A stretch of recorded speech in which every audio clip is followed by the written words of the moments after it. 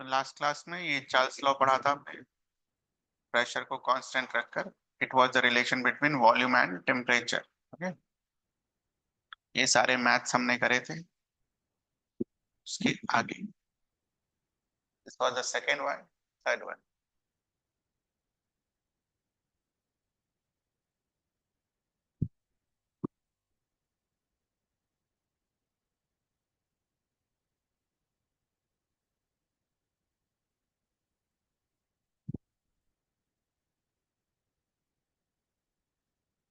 ये Lussac's law,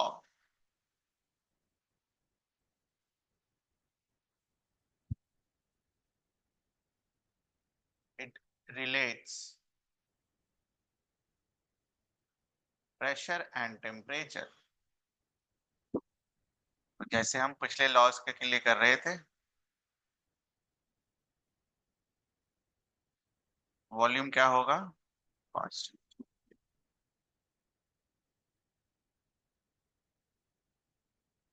तो we can write pressure is proportional to temperature. और जब भी हम टेम्परेचर लिखते हैं तो टेम्परेचर किस स्केल में लिखते हैं? Kelvin.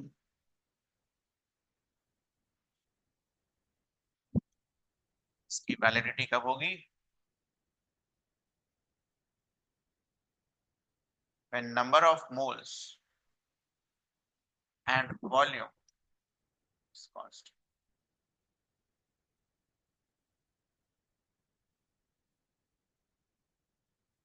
The number of moles and volume is constant. तो जैसे पुराने लॉज का हमने एनालिसिस किया था इस तरीके से, वैसे ही हमें ये करना है। Okay, so let us start with that. PV is equals to nRT।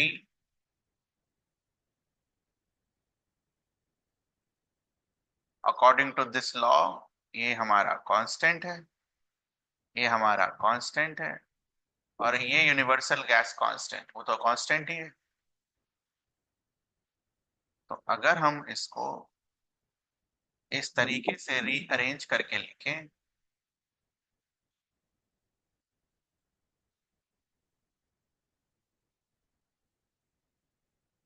let that parameter be some constant k dash,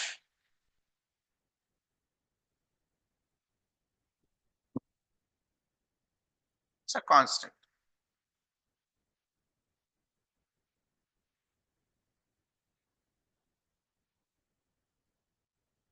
That's one.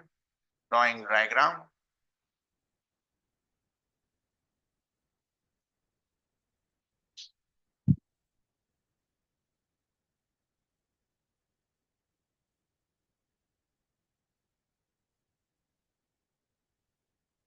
Graph of P versus T.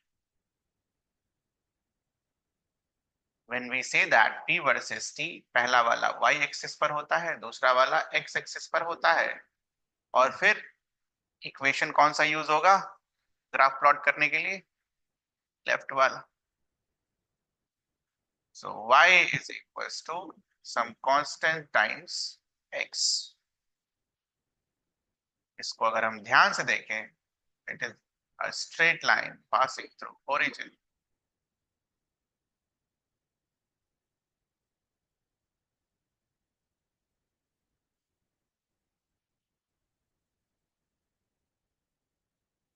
कुछ ऐसा ग्राफ होगा P वर्सेस T का।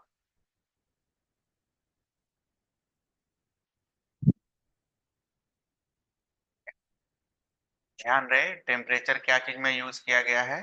Kelvin का। तभी ये 0 से पास होगा। Degree Celsius होता तो उसके बारे में मैंने आपको लास्ट क्लास में सिखाया, इसमें डिग्री सेल्सियस बेसिकली यूज नहीं करते ऐसा। T is it kelvin. तो हम क्या करेंगे, टी को अंडरलाइन कर लेंगे।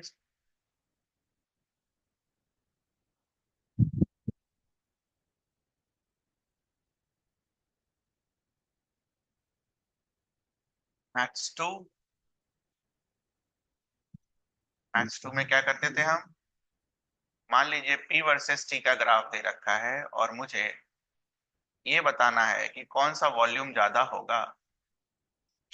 This one is drawn for constant volume V1. This one is drawn for constant volume V2.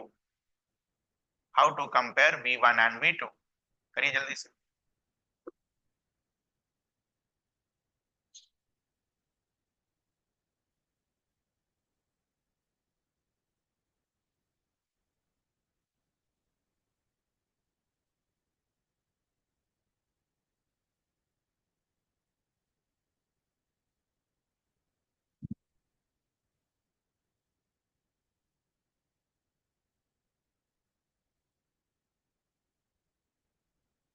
So there are two ways of doing that. या तो प्रेशर को कांस्टेंट कर लीजिए, यहाँ पर टेम्परेचर क्या आएगा T1, उसी प्रेशर पर this will be T2, since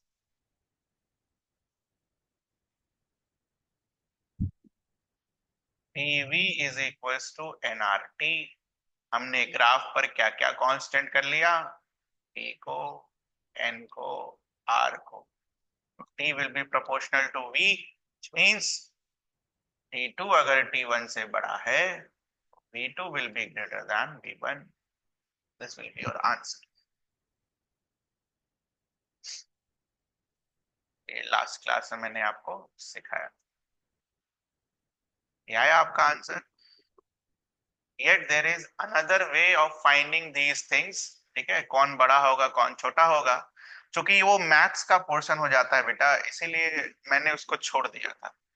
but फिर भी लोग पढ़ाते हैं, तो एक बार बस खाली देख लो, छोड़ देना।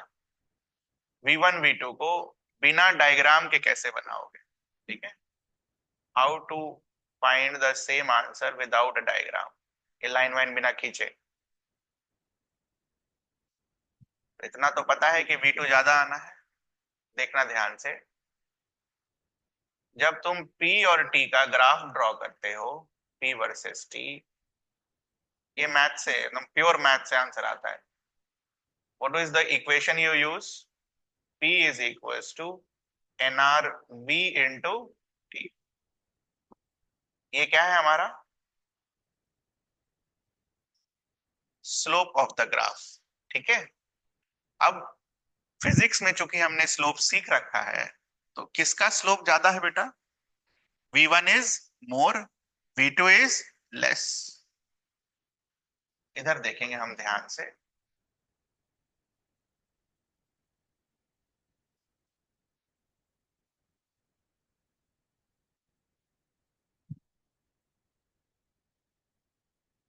देखना है बस, ये सोचने का तरीका मैथ्स में कैसे सोचते हैं।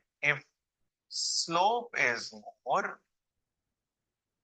स्लोप अगर ज्यादा है तो v को क्या होना होगा, कम होना पड़ेगा। दिस शुड बी लेस, तभी वो स्लोप ज्यादा होगा, क्योंकि slope is what, nr upon v। तो v अगर कम होगा तभी स्लोप क्या होगा, ज्यादा होगा। तो स्लोप ज्यादा का मतलब v is less, which implies v1 is less than v2। ये कंप्लीट मैथ से आता है। देखो बेटा, तरीका सब पता होना चाहिए, एग्जाम में क्या लगाओगे वो अलग बात है, तरीका सब पता होना चाहिए। हो सकता है कि एग्जाम में ये आंसर से तुरंत आ जाए आंसर।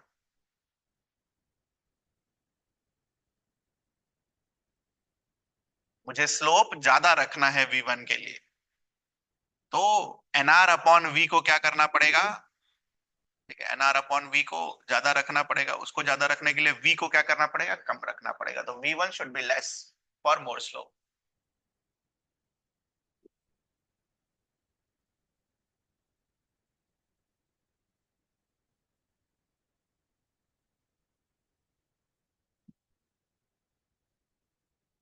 कंप्लीटली मैथ्स है ना, स्ट्रेट लाइन जब आप पढ़ते हो मैथ्स में,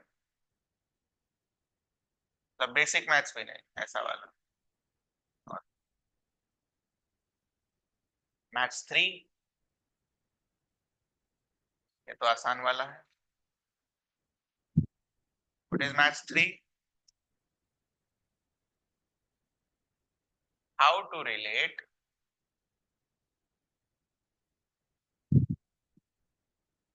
Gay-Lussac's law for two different points.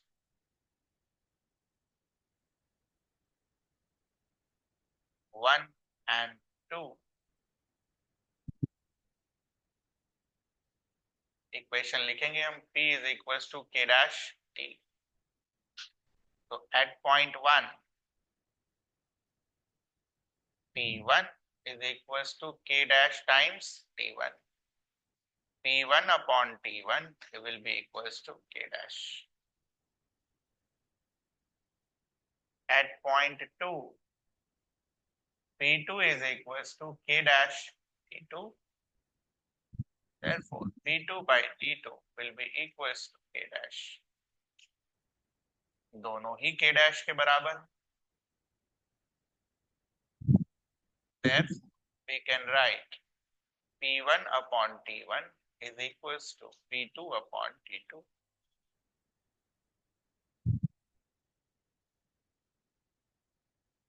Suppose किसी तीसरे पॉइंट के बीच में भी लगाना पड़ता तो बच्चा क्या लिखते हैं हम उसको P3 upon. So depending upon the points, you can write this ratio.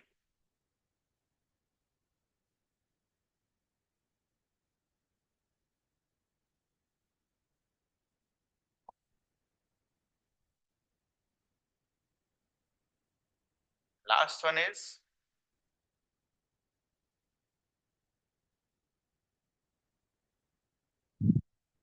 Avogadro's law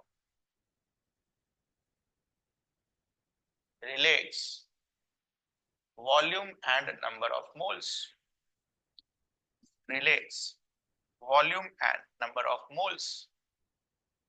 तो वॉल्यूम और मोल्स है, इसका मतलब प्रेशर और टेम्परेचर क्या होंगे हमारे कांस्टेंट.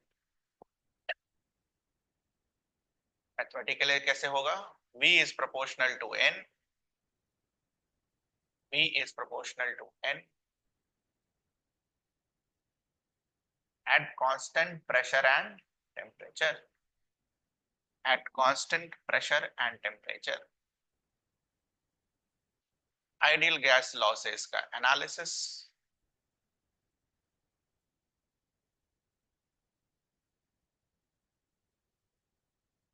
Avogadro's law क्या बोलता है? ये कांस्टेंट है, ये कांस्टेंट है, ये भी कांस्टेंट ही है, यूनिवर्सल गैस कांस्टेंट. तो V will can be written as N into RT upon P.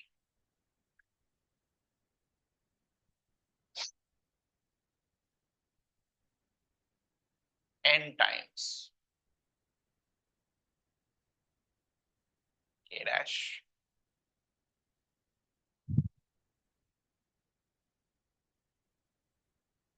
Again V versus N का ग्राफ अगर हम बनाए,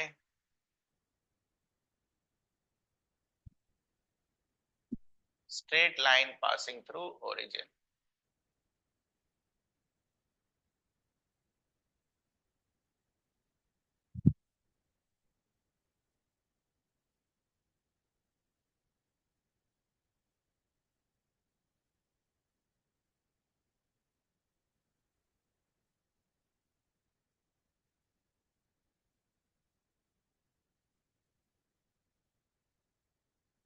यहाँ पर मैथ्स 2 हम नहीं करेंगे. क्यों नहीं करेंगे? बिकॉज यहाँ पर दो पैरामीटर फंसेगा, टेम्परेचर और प्रेशर, और दोनों जो रिजल्ट देगा वो क्या देगा? अपोजिट देगा, क्योंकि एक न्यूमरेटर में है और दूसरा डिनोमिनेटर. ठीक है, इसीलिए ये वाला कंपैरिजन नहीं करेंगे कि कौन सा T1 होगा कौन सा T2 होगा, क्योंकि ये वाला स्लोप और क्या चीज पर डिपेंडेंट होगा? प्रेशर. That's why. हाँ, अगर ये दे दिया कि प्रेशर हमने कांस्टेंट कर रखा है तब कंपेयर कर लोगे. ठीक है, बट उतना दूर तक नहीं जाएगा. ओके, इतना ही काफी है. And what is maths 3? Match two नहीं करेंगे, direct match three match two में क्रॉस लगा देना। मैथ इसलिए लिखा है क्योंकि उसी से आंसर आता है, और क्या। तो फिर केमिस्ट्री क्या है उसमें, कुछ नहीं।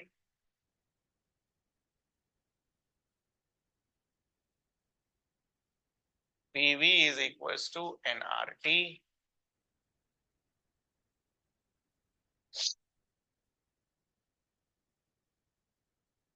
V will be equals to nRT by P, जो भी थोड़ी देर पहले लिखा।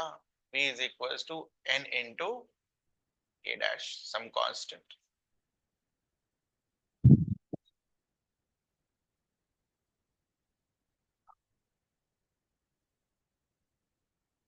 At point 1, V1 will be equals to N1 times K dash. Therefore, V1 by N1 is equals to K dash. At point 2, V2 will be equals to N2 times K dash. V2 by N2 is equals to K dash. Therefore, इन दोनों से हम क्या लिख सकते हैं? V1 by N1 is equals to V2 by N2.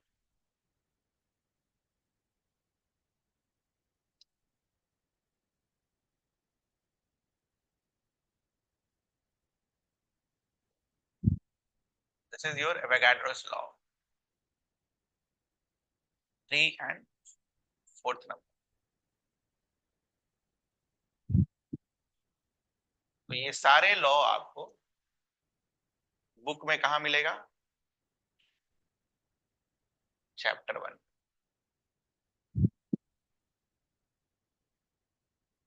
पढ़ लीजिएगा वहां से भी, हो सकता है एक आध लॉ कम भी रहे। बुक में आपको ये चैप्टर 1 में मिल जाएगा सारे लॉज। 4 लॉ में आपको कुछ पूछना है?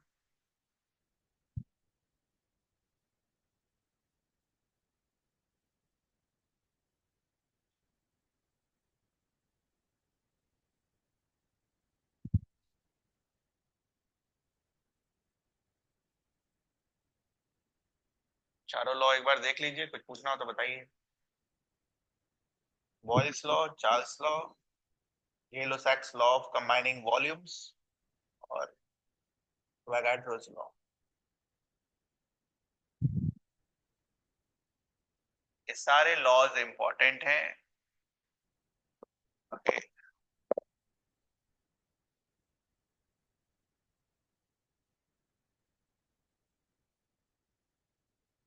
चारों लॉ का आपको लॉ क्या होता है वो याद रखना है, उससे रिलेटेड मैथ्स याद रखना है, उससे रिलेटेड ग्राफ्स याद रखने हैं। ठीक है, कैसे हम बनाते हैं। तो अगर हमें लॉ याद है तो उससे बाकी सारी चीजें आप बना सकते हो, सब कुछ मैंने आपको बनाना सिखाया। तो देख लेना घर पर एक बार। Next is density of gas, topic का नाम।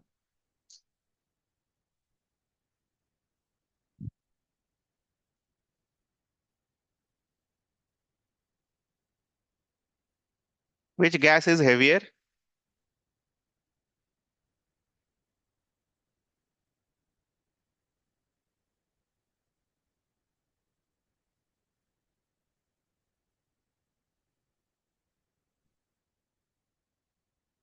मॉइस्ट एयर और dry air?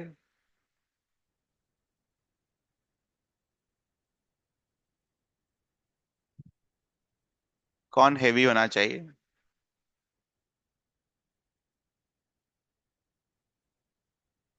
at same temperature and pressure condition, which one is heavier?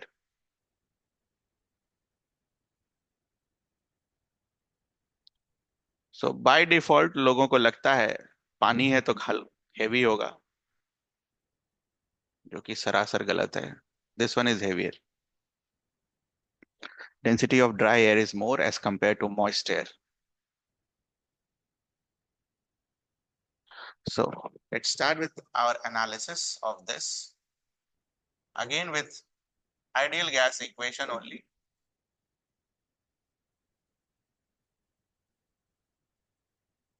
PV is equals to nRT.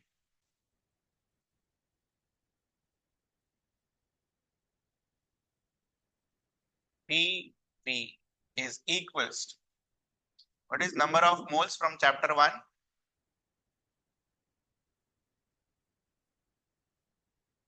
Weight of gas divided by molecular mass of gas. यही देगा आपको number of moles, बाकी तो constant ही है, into R into T.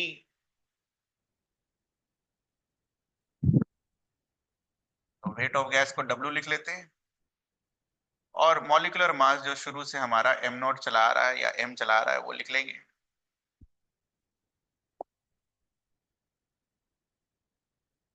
तो अगले line में थोड़ा सिंप्लीफाइड फॉर्म में PV is equals to weight of gas, molecular mass of gas into R into T।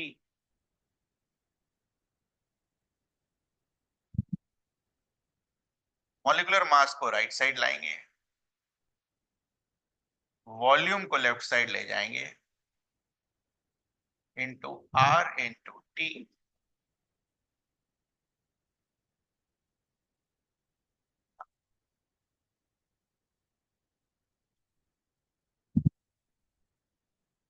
How is density defined? Mass of substance divided by volume of substance. This is how density is defined. Unit क्या होगा? ऐसा unit, ऊपर पर क्या लिखा है? KG, नीचे क्या लिखा है? Metre cube. Kg per metre cube. Now, the important thing is density of a gas will be given by mass of gas divided by volume of gas. Now tell me, what is volume of gas? सिखाया मैंने आपको last class. For an ideal gas volume of gas क्या होता है? पलट के देखिए, जल्दी से देखिए क्या होता है volume of gas for an ideal gas.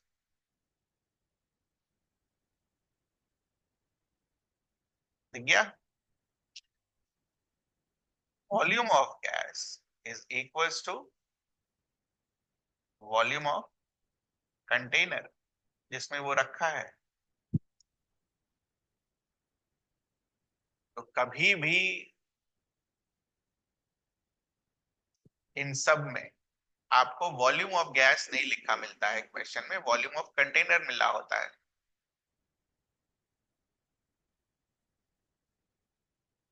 तो यहां पर भी आपने क्या लिखा बेटा? W क्या है अपना? मास ऑफ गैस टेकन, और V क्या है अपना? Volume of container. अगली लाइन में W बाई V को हम क्या चीज से रिप्लेस कर सकते हैं? Density of gas into R into T, and therefore what will be the formula for density of gas?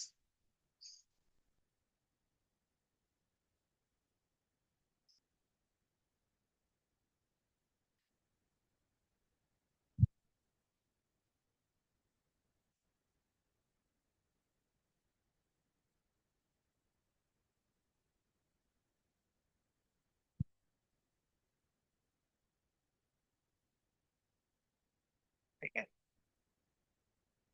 जैसे जैसे प्रेशर बढ़ेगा वैसे वैसे डेंसिटी ऑफ गैस बढ़ता जाएगा, और जैसे जैसे टेम्परेचर घटेगा वैसे वैसे डेंसिटी ऑफ गैस बढ़ता जाएगा। Density of gas increases if pressure increases or temperature decreases. तो हाई प्रेशर लो टेम्परेचर पर density of gas will be maximum.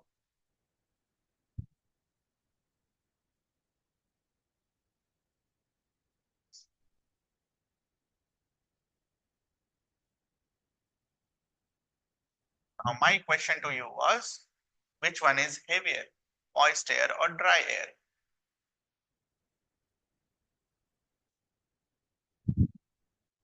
Consider the case of moist air.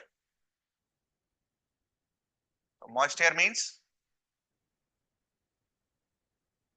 let us say 78% into 21% O2, ठीक है, 99 हो गया। बाकी CO2 O2 भी होगा, तो वो सबका परसेंटेज बहुत कम होता है, क्योंकि मॉइस्ट एयर है, तो मान लेते हैं 1% H2O भी होगा, बाकी को नेग्लेक्ट कर रहे हैं अभी।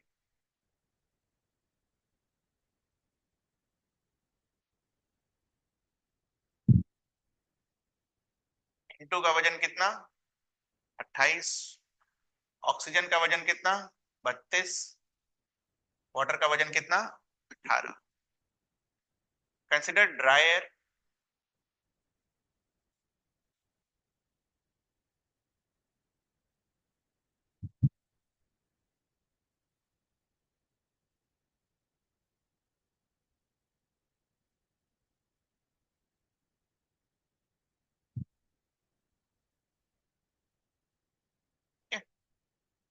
देखेंगे ध्यान से, 22% O2 लिखा है।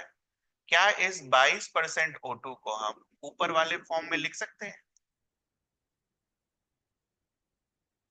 बस समझने के पर्पस से।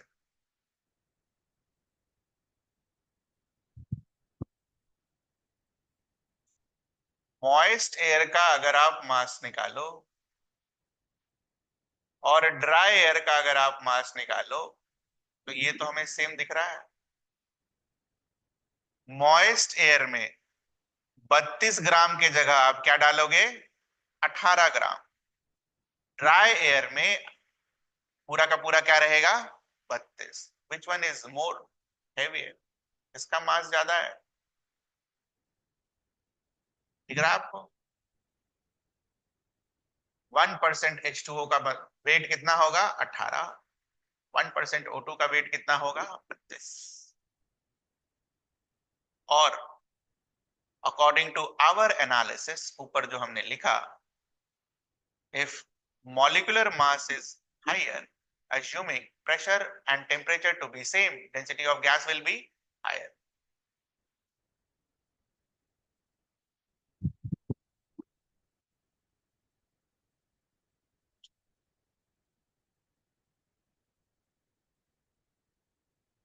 Since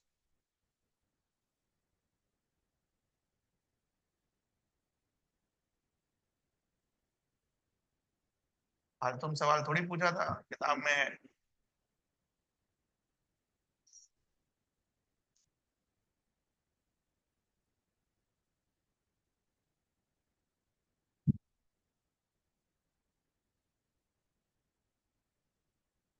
ठीक है, और जब हम ये लिख रहे हैं तो हमारा अजम्पशन क्या है,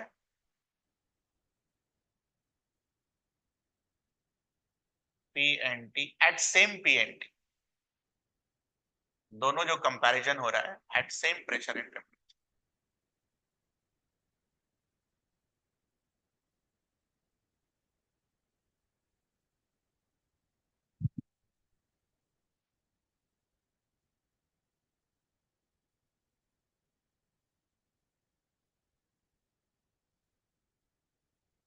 density of dry air at STP is equals to 1.3 gram per litre, याद रखना है। Density of dry air at STP is equals to 1.3 gram per liter.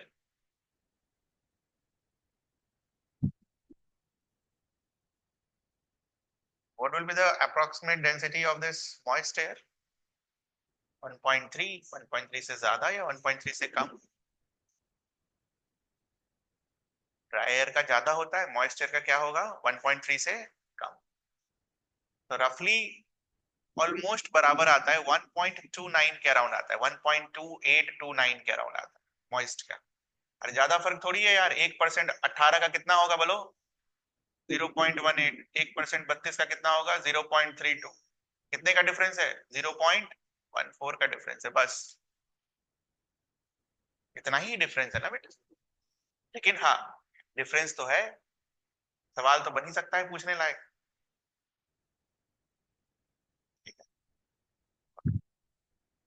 99.9% जनता यही आंसर करेगी, पानी है तो हेवी होगा।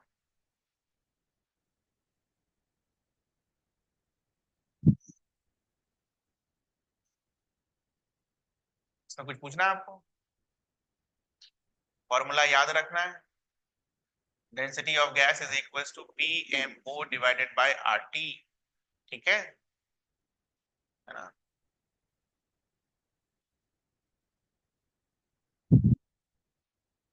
फिजिक्स में जब हम इलास्टिक बिहेवियर ऑफ मटेरियल पढ़ेंगे,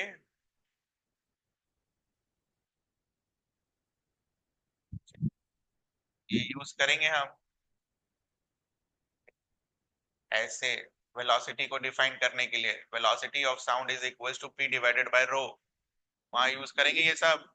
फालतू नहीं कर रहे हैं कुछ भी, ध्यान रखना। जो चीज आप अभी पढ़ रहे हो थर्मोडायनेमिक्स में, थर्मोकेमिस्ट्री वाला पोर्शन छोड़कर सब फिजिक्स में है।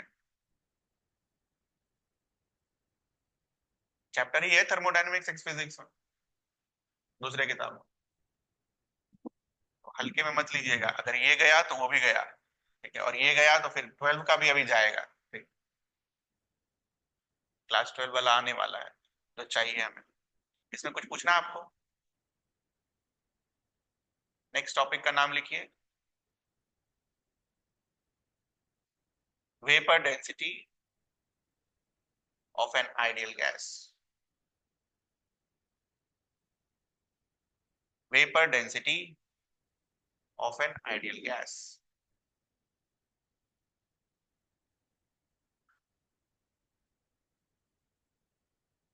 Definition. By definition, vapor density of an ideal gas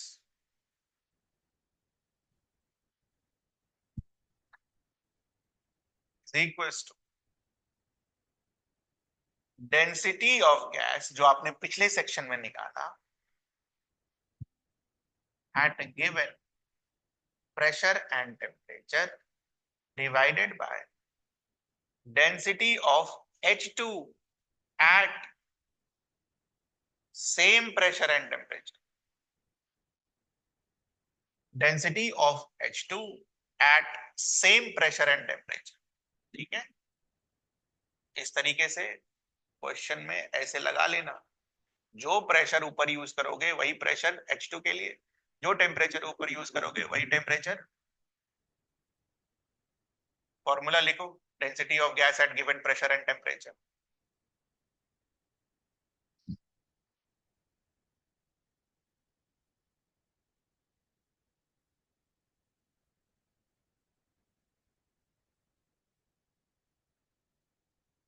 ये आया, PMO डिवाइडेड बाय RT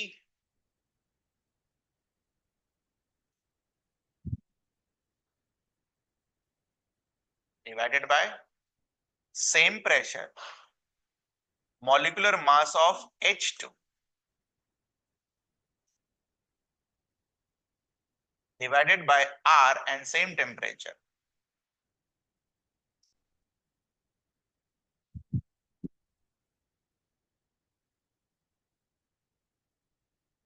जो काटा पीटा जा सकता है उसको कैंसिल आउट कर दीजिए।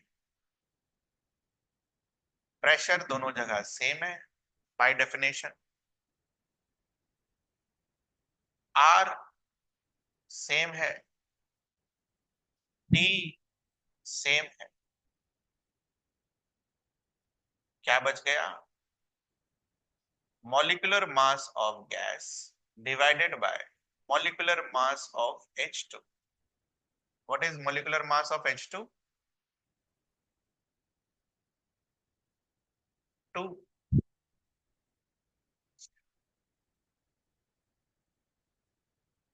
This is your formula for vapor density.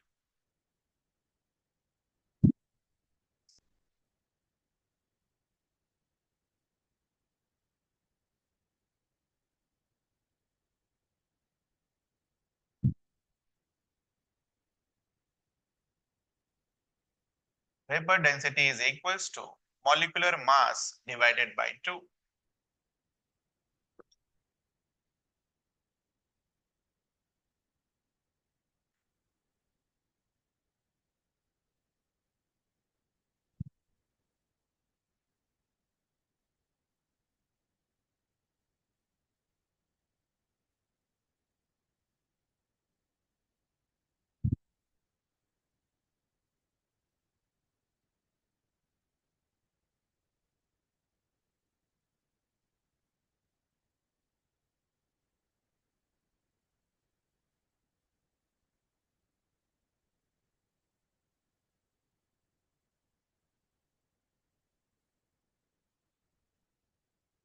करिए, मैथ्स है।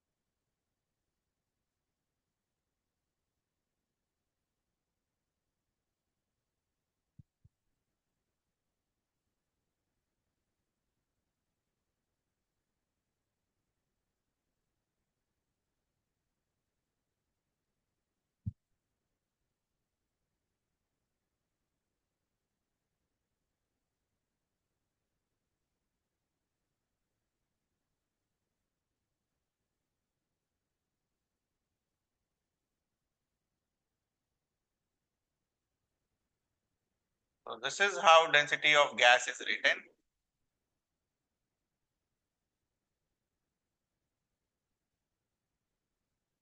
And this is how the vapor density is written.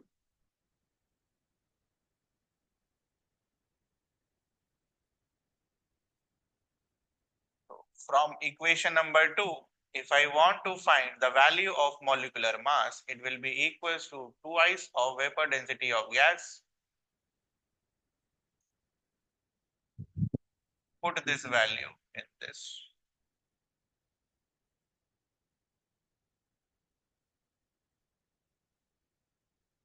P in 2 times vapor density is equals to d gas into R into T.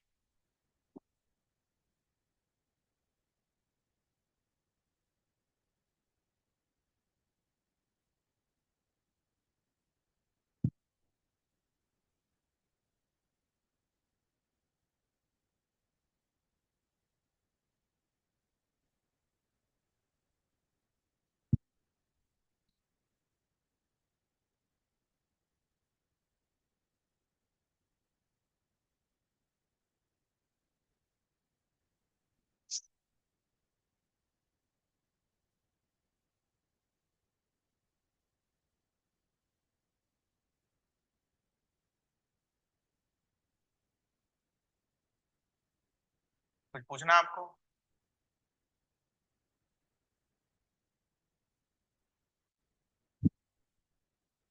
Next topic is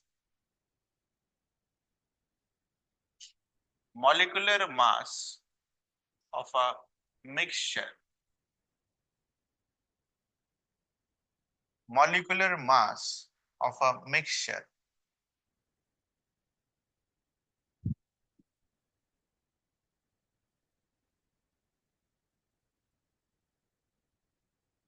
It is defined as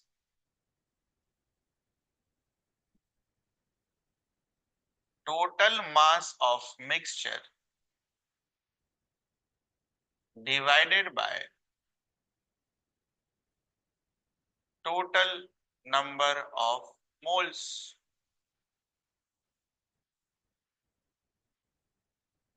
Total number of moles.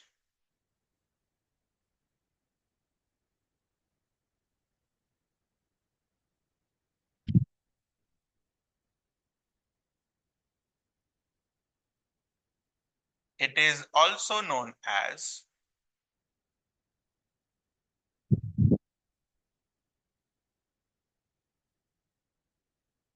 effective molecular mass.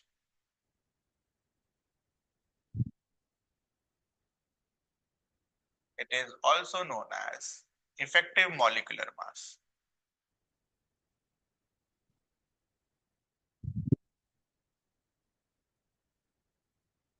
Diagrammatically, what does this mean?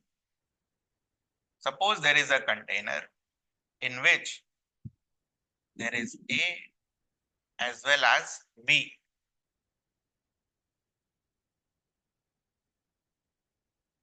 दो gases हैं A और B.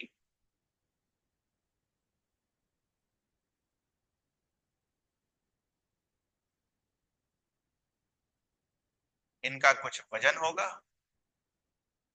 चूंकि दोनों का molecular mass अलग अलग होगा तो इनका मोल्स अलग होगा. मोल्स अलग आया, ये क्लियर है आपको? क्यों लिखा मैंने दोनों का अलग अलग मोल्स? ये अलग अलग होगा ना बेटा दोनों.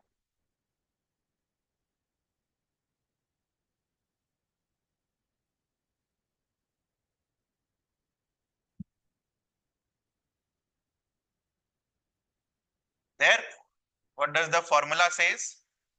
Total mass of mixture. हमारे मिक्सचर में कितने कॉन्स्टिट्यूएंट्स हैं? तो divided by total number of moles of the mixture. So this will be your molecular mass of mixture.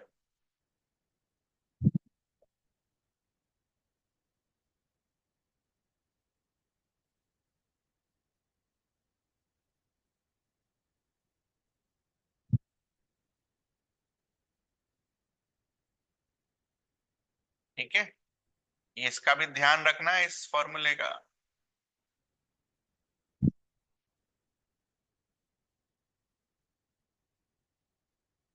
लिख लो वहीं पर, हो सकता है वो यूज करना पड़े. कैसे यूज करना पड़े वो देख लो. आपको ए का मॉलिक्यूलर मास दे देगा, ए का मोल्स दे देगा और उसके बाद पूछेगा वैसे ही बी का मॉलिक्यूलर मास दे देगा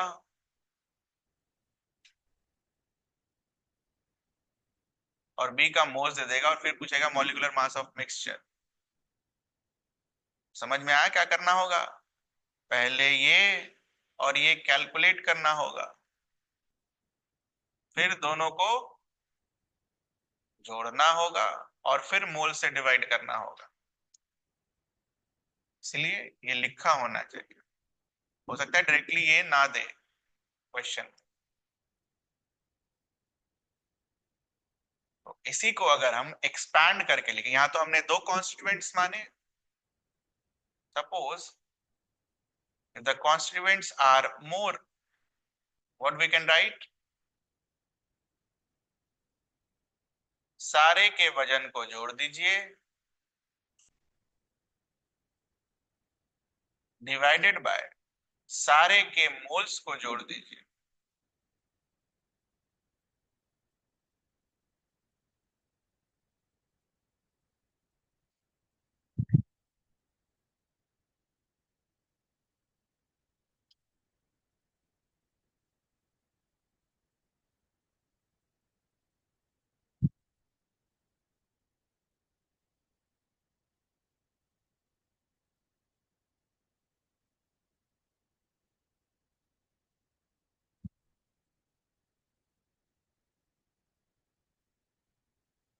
For dry air is equals to 28.97 ग्राम पर मोल.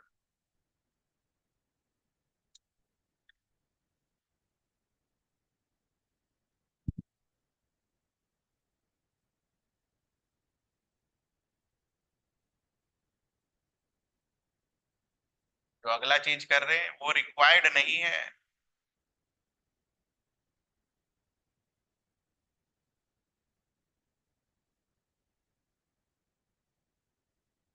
ये वैल्यू कैसे आता है, यहाँ पर देखेंगे ध्यान से।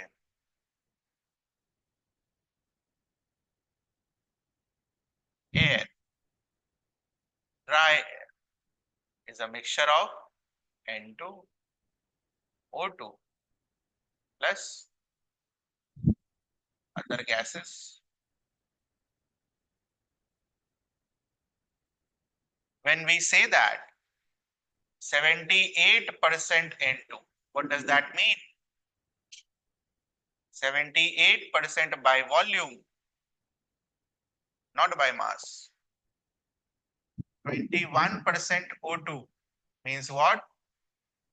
21% by volume, not by mass. The rest 1%. 1% by volume.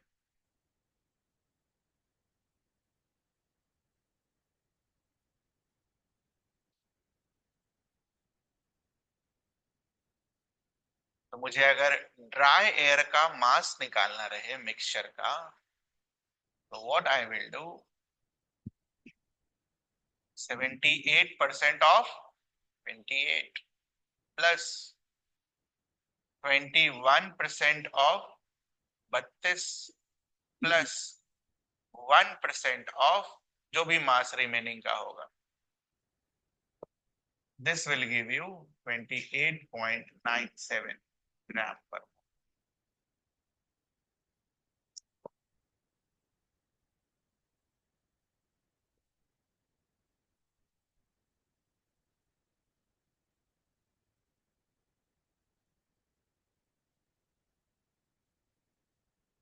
आपने सिखाया ऊपर फॉर्मूला कुछ और, लगा कुछ और दिया, कुछ और नहीं लगाया बेटा, वही लगाया है।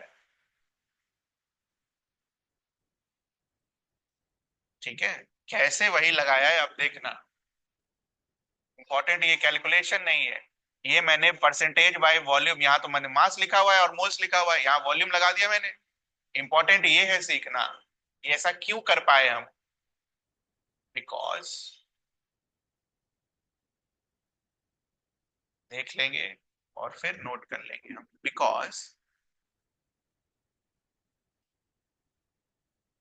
एवोगैड्रो क्या बोलकर गया,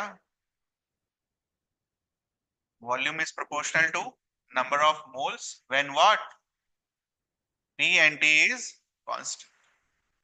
तो जब P और T कांस्टेंट है तो मोल्स का परसेंटेज लिखो या वॉल्यूम का परसेंटेज लिखो, मतलब क्या होगा, सेम।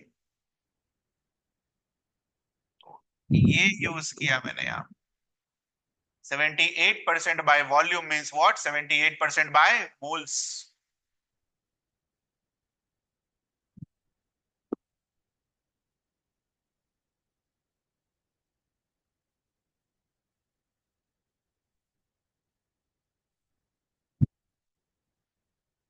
और when I say 78% by moles, what does I, इसका क्या मतलब हुआ,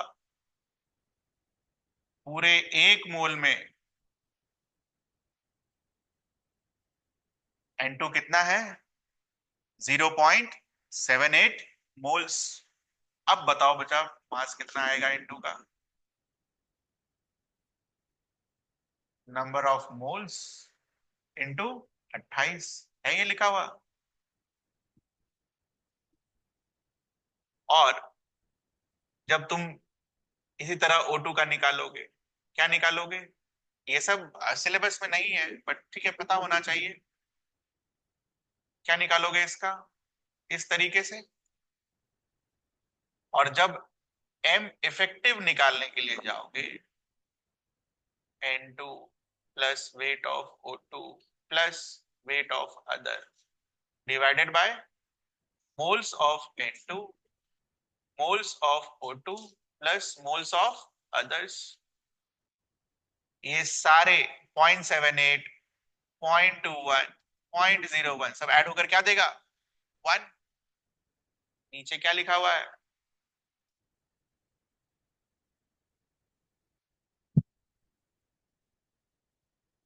1। और ऊपर क्या लिखा हुआ है, यही सेम।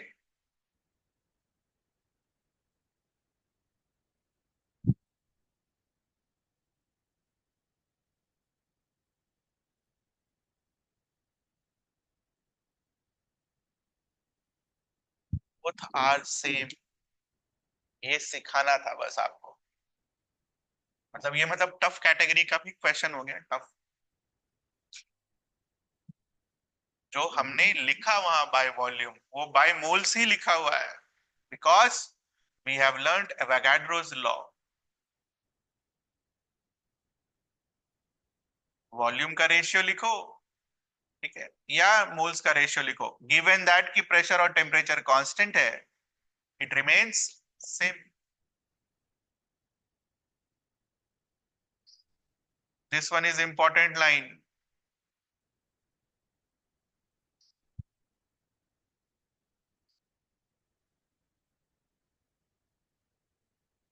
ये पढ़ा आपने कहीं पर आज के पहले? नहीं पढ़ा होगा। जब मैं लिखूंगा तब पढ़ा होगा। बोला था मैंने वहां जब पढ़ा रहा था मैं, इसका एक्सप्लेनेशन आपको दिया जाएगा।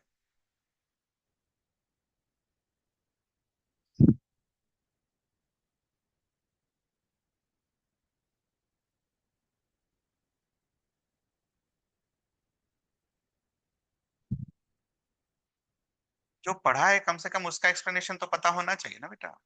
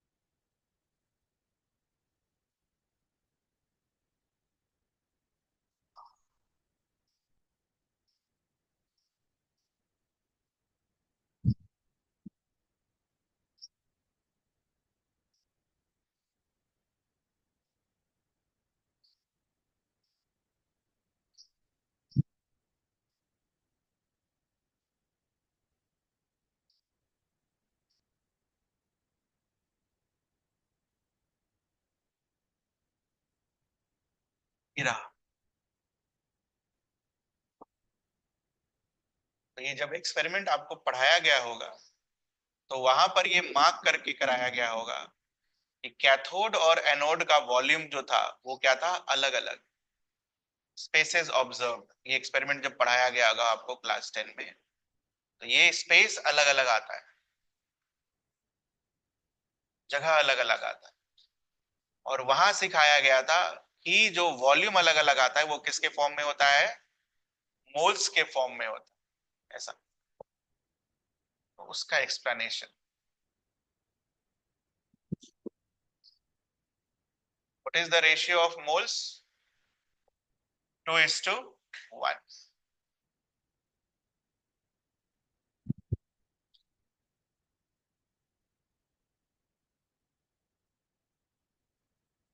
Again not in the syllabus, ठीक है, पढ़ा है तो कम से कम पता होना चाहिए।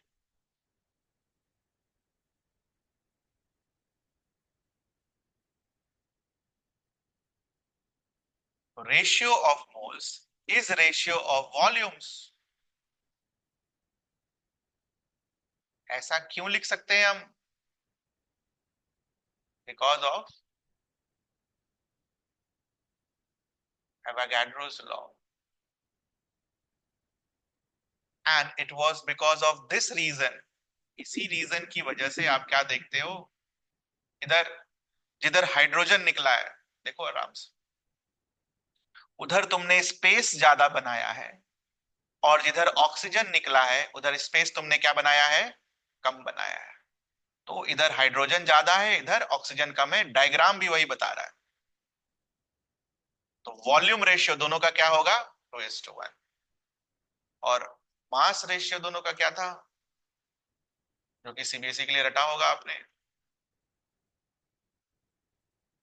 2 × 2 4 ग्राम्स, 1 × 32, 1:8।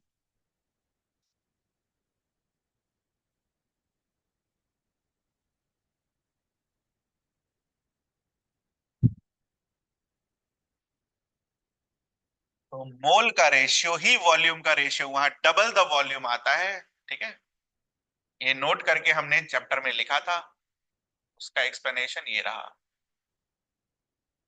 ये रहा, क्वेश्चन में पूछा गया था। Is the volume of gas collected the same in both the test tubes? Answer was no.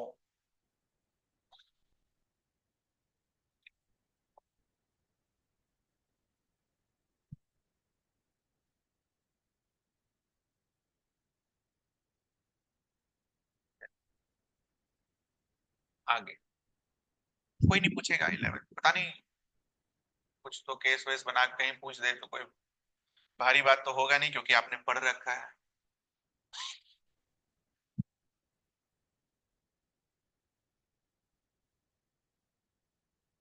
Important law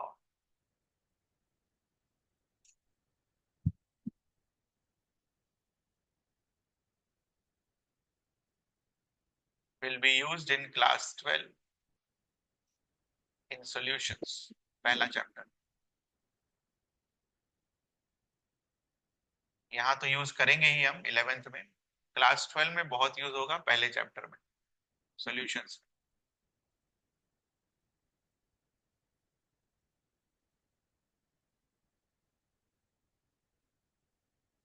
Dalton's law of partial pressure, जैसा कि मैंने आपको पहले ही बोल रखा है, जितने भी नोट्स होंगे और जितने भी ये क्लास 12 वाला चीज मैं यहाँ लिखता हूँ, सब पर एक स्टिकर लगाकर क्लास 12 लिखते चला, क्योंकि जब क्लास 12 में पढ़ाया जाएगा केमिस्ट्री, तो वहां वो दोबारा ये सब नहीं लिखूंगा मैं, वो पढ़ाने के लिए बहुत है, साल भर लग जाएगा पूरा कंप्लीट करने में 10 चैप्टर।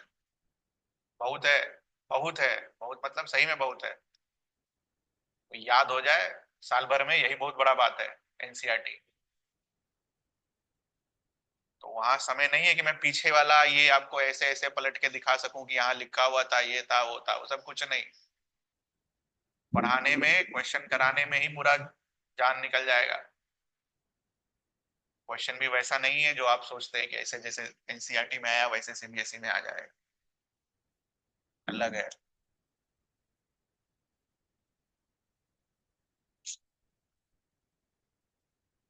पहले इस चीज, अच्छा, इंपॉर्टेंट चीज इस लॉ के लिए क्या है, it is for non reacting mixture. मैं आपको डरा नहीं रहा हूं कि हाँ भाई साल भर में ऐसा है, इतना करना है, मैं आपको अभी से मेंटली प्रिपेयर करा रहा हूं कि है वैसा। तो अगर आप नहीं होंगे वैसे मेंटली प्रिपेयर, तो कैसा नंबर आएगा। यहाँ लोगों को 11 नंबर भी आया है केमिस्ट्री में, 70 में 11, ठीक है, और 65 भी आया है, दोनों है। आप देख लीजिए आप किस कैटेगरी में फॉल करेंगे।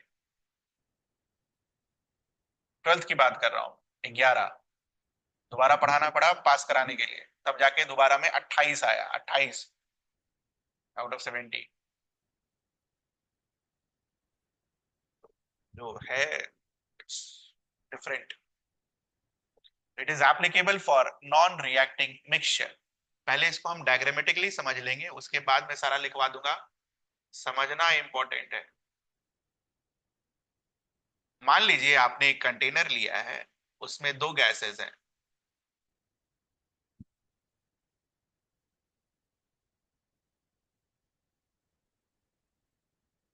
दिक्कत क्या होती है मैं यही लिख के दे दे रहा हूं आपको।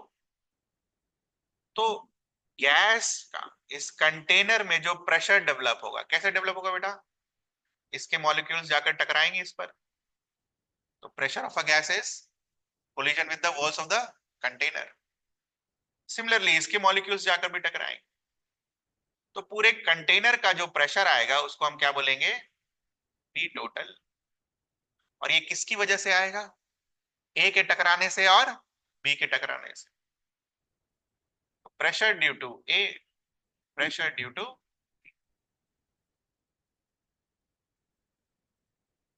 ठीक है। गड़बड़ क्या होती है इसमें, टेल मी, जब हम पीवी इक्वल्स टू एनआरटी लिखेंगे ए गैस के लिए, what will be the volume, volume क्या लिखोगे ए के लिए,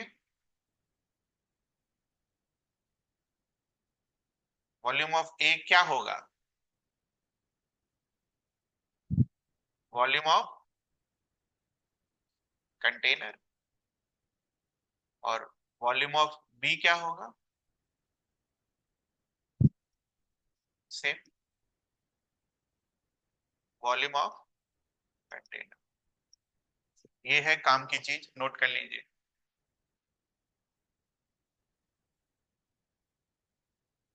इन्हें की वॉल्यूम आधा आधा कर देंगे।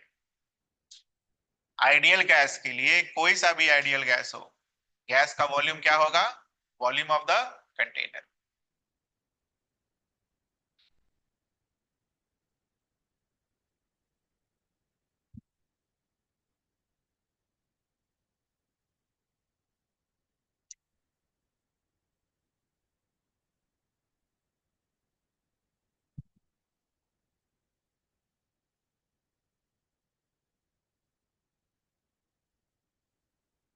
therefore we can, अच्छा बनाओ बनाओ बनाओ, जल्दी बनाओ।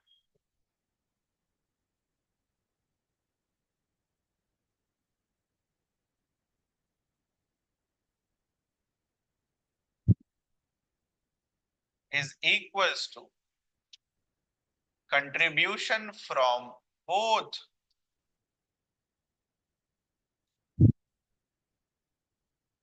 contribution from both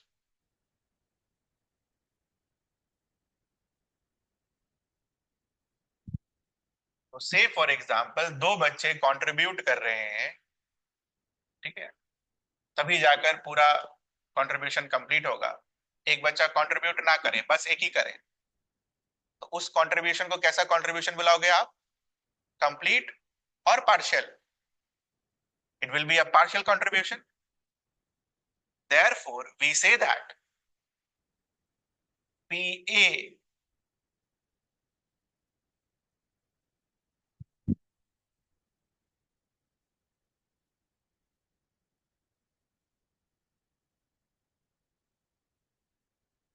has partial pressure of A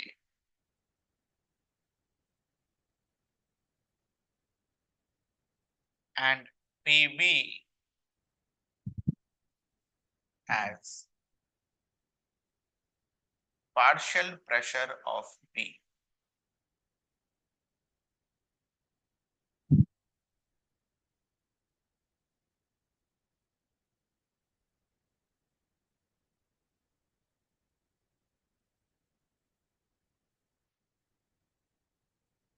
In other words, we can also say that total में कितना, बोल सकते हैं ना? टोटल अगर 100 रुपया है, तो what is the partial contribution of A if it is contributing 40 rupees? 40%। Total में कितना, एक हिंदी में वर्ड लिखो यहाँ पर, आगे यूज करेंगे।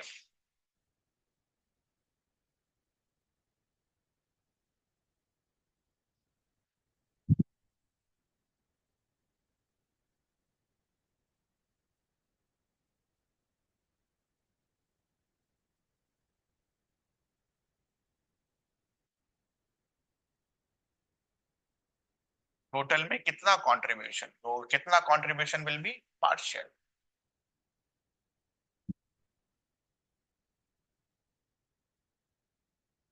Now let us do the maths.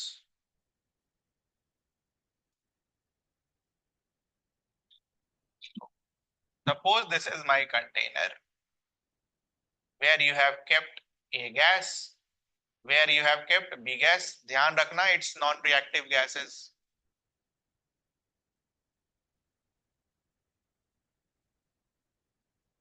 Question में कुछ नहीं दे रखा होगा तो क्या मान के चलेंगे? Non reactive gases. Let the moles of A be Na, let the moles of B be Nb.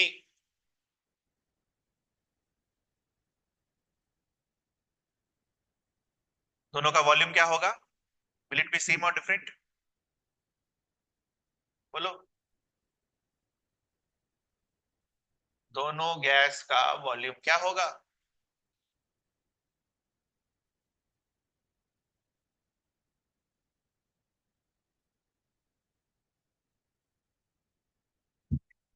मान लो इस रूम को क्लोज कर दिया जाए और इस रूम का एसी चलाकर टेम्परेचर 20 कर दिया जाए, आपको कितना टेम्परेचर फील होगा? 20। बगल वाले को भी 20।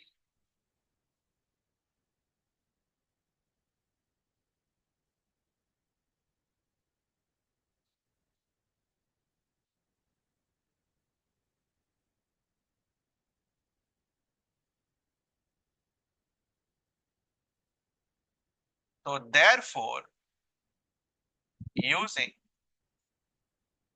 ideal gas equation, if I want to write pressure of A, क्या लिखोगे?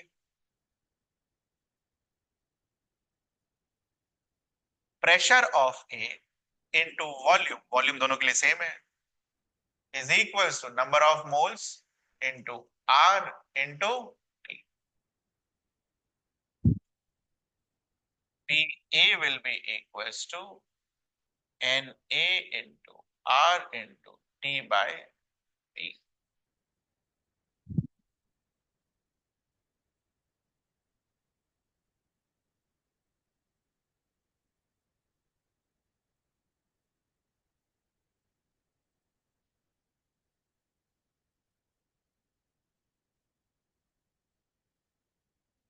Do it for B.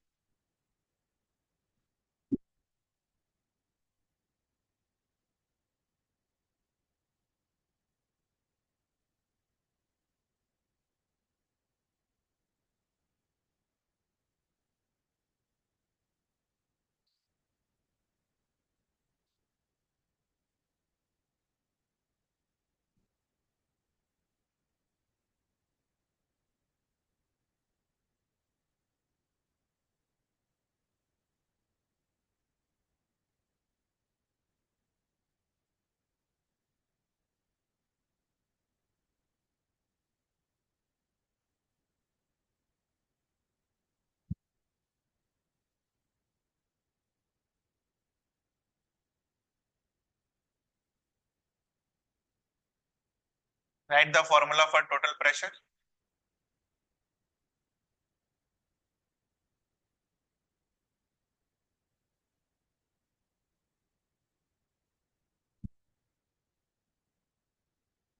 And put the values that you have found out in 1 and 2.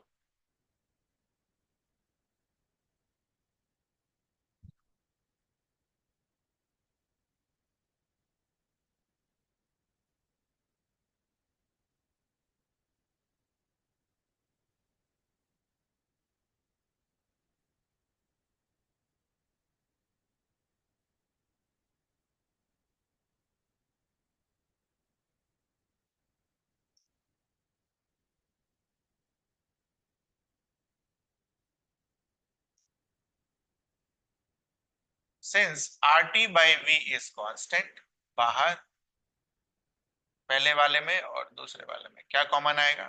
Na। Na और Nb को जोड़ दे तो क्या मिलेगा आपको? Total number of moles. और तो तीसरा कुछ है नहीं वहां पर।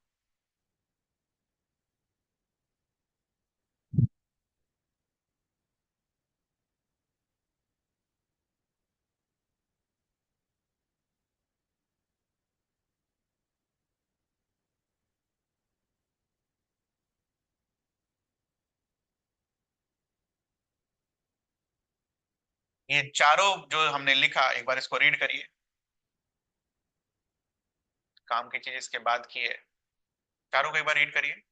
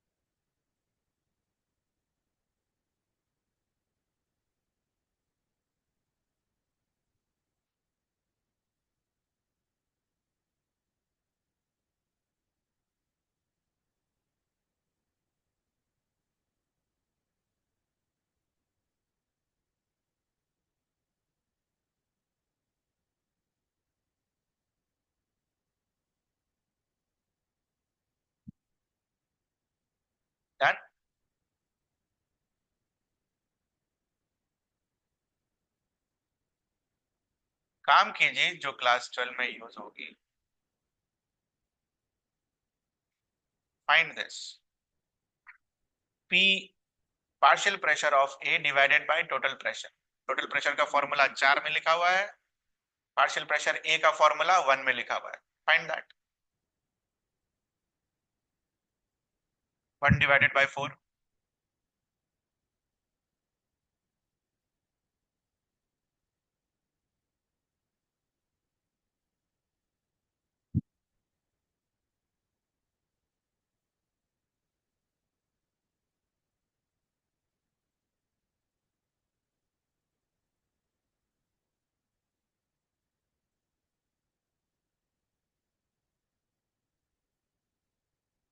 Tell me the results.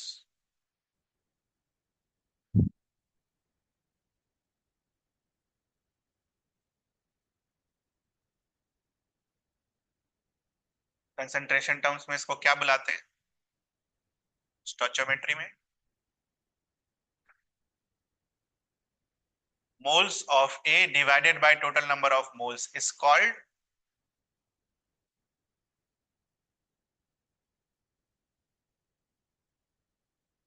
भूलते जाइए, बढ़िया है, very good.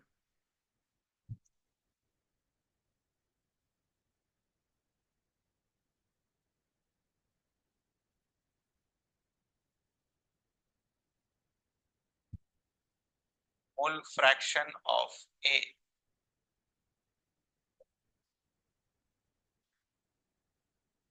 Therefore, what we can write,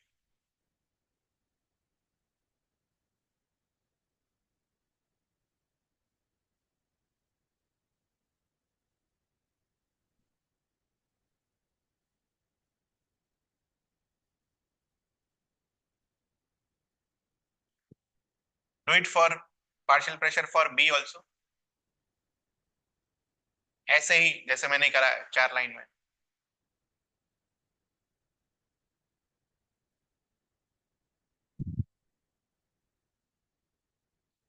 भारी पड़ जाएगा बेटा केमिस्ट्री।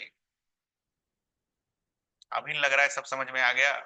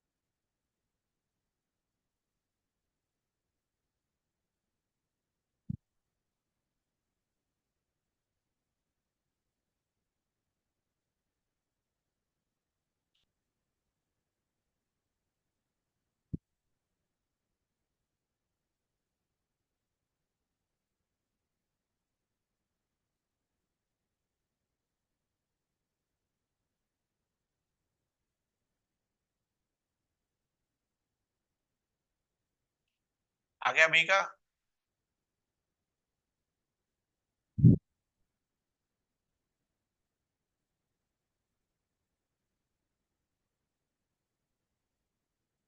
बी का 2 divided by 4 for B.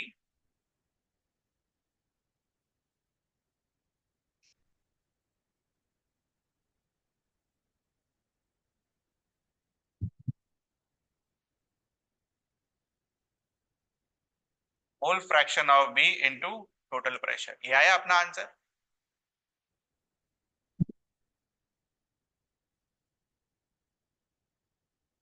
So therefore what we can say, partial pressure of a gas is equal to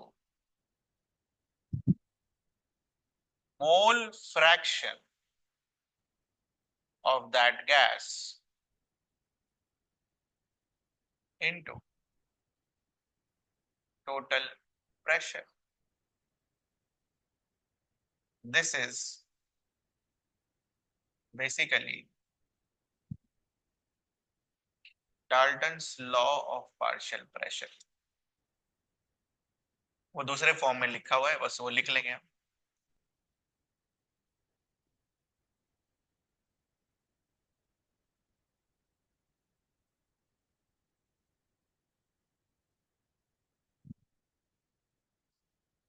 हमेशा की तरह फॉर नॉन रिएक्टिव मिक्सचर,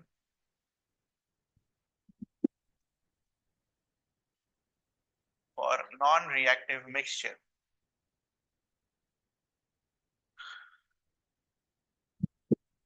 तो जो मैंने अभी आपको पढ़ाया और जो स्टोइचियोमेट्री में मैंने आपको कंसंट्रेशन टर्म सिखा रखा है, ये क्लास 12 का किताब है। Mass percentage, volume percentage, mass by volume, parts पर मिलियन, मोल फ्रैक्शन जो मैंने अभी आपको जस्ट पूछा, मोलारिटी एंड मोललिटी, सब है। 3 नंबर का सवाल आता है, ठीक है। और जो मैंने आप वही आपको पढ़ाया 11 में भी है,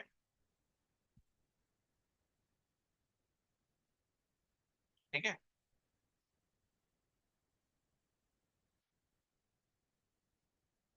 P total is equals to P1 plus P2, और वहां डायरेक्ट लिखेंगे P1 is X1 times total pressure, P2 is X2 times P2 not. वहां पर ये सब मैं नहीं लिखाने वाला, कैसे आता है ये, इसीलिए चिप्पी लगा लेना class 12। Examples of non reactive mixture,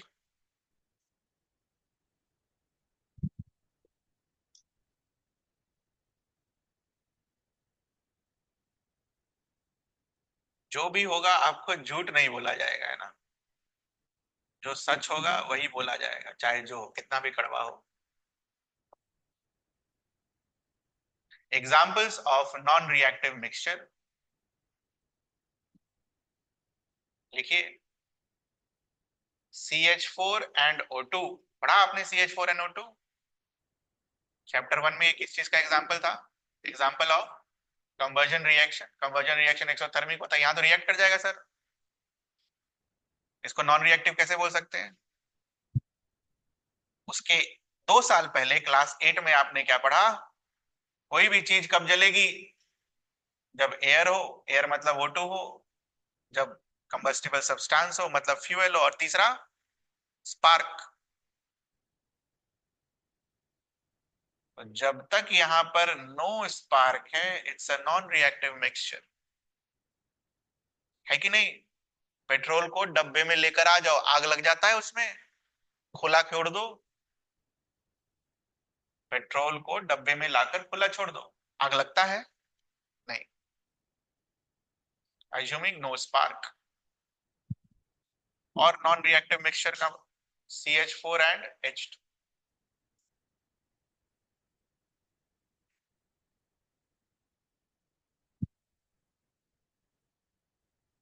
ये तो ऐसे भी आपस में रिएक्ट नहीं करेगा।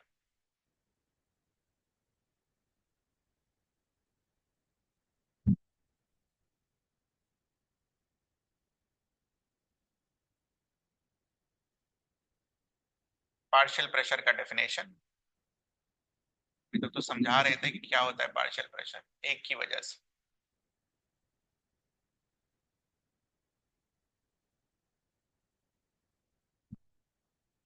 Pressure of a gas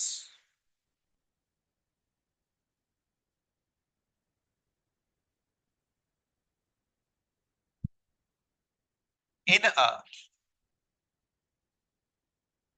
gaseous mixture, not solid mixture. Solid में काहे का partial pressure? Gaseous mixture is called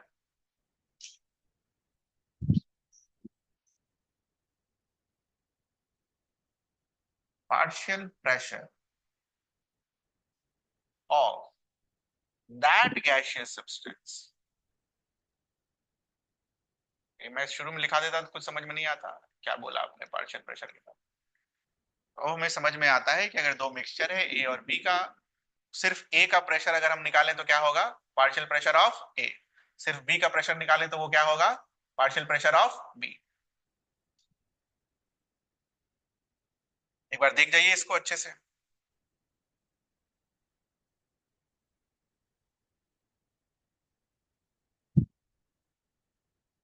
पूरा डेरिवेशन तक अच्छे से देख जाइए।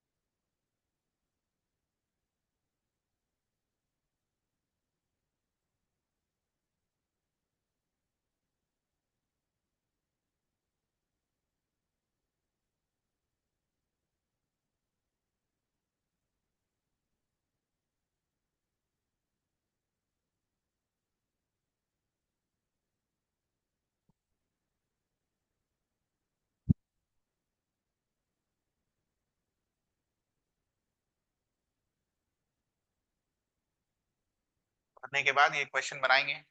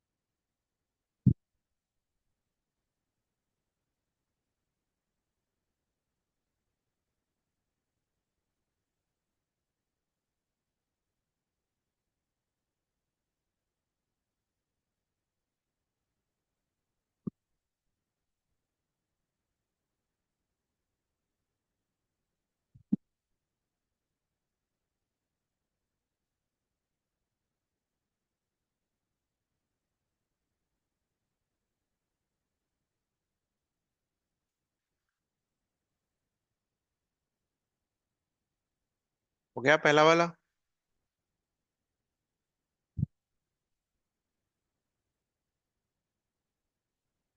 Total moles 3 + 5 is equals to 8 moles. Partial pressure of A will be equals to mole fraction into total pressure. So what will be the mole fraction of A? Moles of A divided by total moles into P total. Put कर देंगे values. What is moles of A?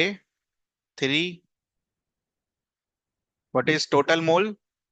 8. What is total pressure? Answer कितना आएगा? 6 atmosphere. Similarly, partial pressure of B, moles of B, total moles into 16, 10 atmosphere. एक बार cross check कर लेंगे, 10 और 6 जोड़कर 16 आ रहा है। हमारा आंसर क्या है? सही है। होमवर्क क्वेश्चन नोट कर लीजिए।